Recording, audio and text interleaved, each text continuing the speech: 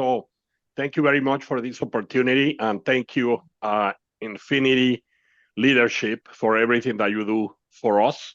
We hedge on everything that Stephanie and Darren put together for our teams. I'm super excited for this 2026 because we have always had, but we have even more than before, the best opportunity in financial services.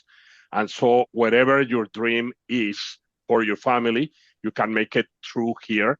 And, what we have accomplished at the Icebreakers is something that anyone else can accomplish as well. I want to remind everyone I did nothing for the first 12 months for sure, but I was studying what others were doing.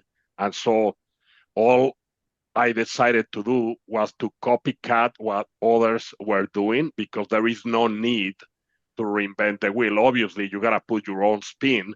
And the way we have done it has been not only working hard, but working smart. But every one of you can do it for sure. And I am so excited for our team members. Yesterday, I believe it was Raquel, we had a recognition for 2025, and she shared her goal with us, and I'm going to share it with all of you. Now, remember, this is a big goal, but I believe what Raquel can do. Okay, I believe what she can do. Her goal is 10,000 licensed agents before the end of the year.